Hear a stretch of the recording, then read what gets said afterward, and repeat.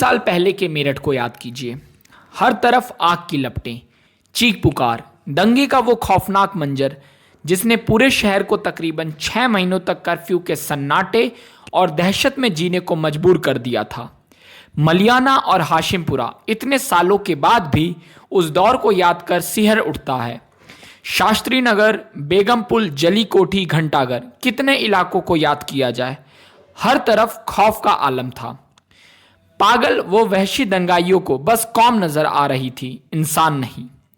शहर का संभ्रांत इलाका माना जाने वाला शास्त्री नगर जल रहा था, और यहीं जल रहा था एक ऐसा शायर का आशियाना जिसने बड़ी मशक्कत और जद्दोजहद के साथ इसे बनाया था। उसकी शायरी बरसों से लोगों में मोहब्बत भरती रही, लेकिन नफरत के शोलों ने मोहब्बत के इस शायर को कुछ ऐसा लिखने को मजबूर कर दिया। लोग टूट जाते हैं एक घर बनाने में, तुम तरस नहीं खाते बस्तियां जलाने में। बशीर बद्र की शायरी तब हर किसी की जुबान पर होती थी। मेरठ को इस बात का फक्र था कि बशीर साहब इस शहर में रहते हैं। यहाँ की हर महफिल बशीर साहब को बगैर अधूरी रहती।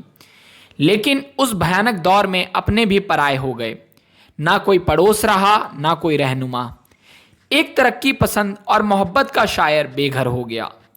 बेगम राहत और नन्हे बेटे नुसरत के साथ बशीर साहब एक परिचित के गैराज में रहने को मजबूर हो गए।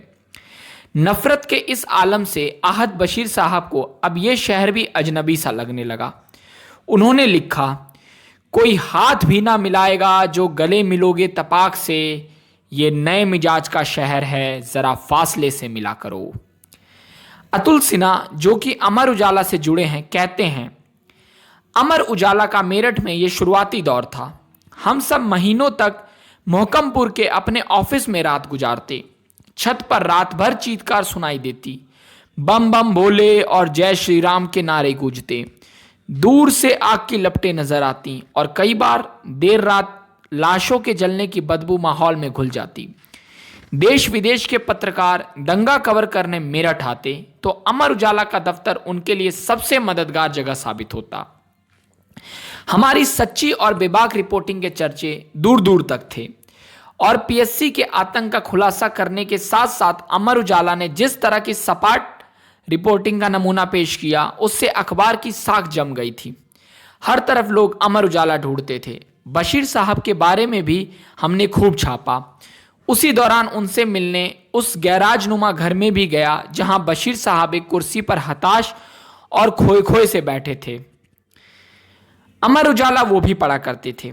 उन्होंने तभी ये लाइनें सुनाई होंगी जिनका जिक्र हमने ऊपर किया है। वो टूटे हुए थे लेकिन हताश नहीं थे।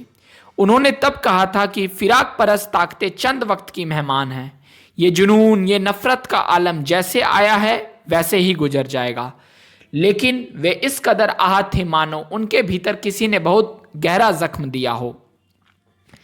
जिस बशीर बद्र की पैदाइश 15 फरवरी 1936 को राम की नगरी अयोध्या में हुई हो, बचपन कानपुर में गुजरा हो, पढ़ाई अलीगढ़ में हुई हो, जिस बशीर बद्र ने बचपन में आज़ादी के दीवानों को देखा, तरक्की पसंद शायरों के साथ रहे और विभाजन का दर्द देखा, उसके लिए आज़ादी के 40 बरस बाद एक बार फिर वैसा ही मंजर देखना किसी सदमे से कम नहीं होगा। फिर भी उन्होंने इससे कुछ इस तरह बयां किया, दुश्मनी जम के करो लेकिन ये गुंजाइश रहे, जब कभी हम दोस्त हो जाएं तो शर्मिंदा ना हों। ये लाइनें बशीर साहब ने मुल्क के बंटवारे के बाद लिखी थीं, जिसे 1972 के शिमला समझौते के दौरान जुल्फिकार अली भुट्टो ने इंदिरा जी को सुनाया था। लेकिन मेरठ के वाकये के बाद ये लाइनें उनकी जुबान पर थीं। इस शहर ने फिर बशीर साहब को खुद से दूर कर दिया, लेकिन इस शायर के भीतर मोहब्बत की शायरी का जज्बा बरकरार रहा। मेरठ के 2.5 कमरों के अपने मकान के जल जाने के बाद बशीर साहब भोपाल में बस गए। भोपाल के ईदगाह हिल्स में अब वो एक 12 कमरों की बड़ी से हवेली में रहते हैं।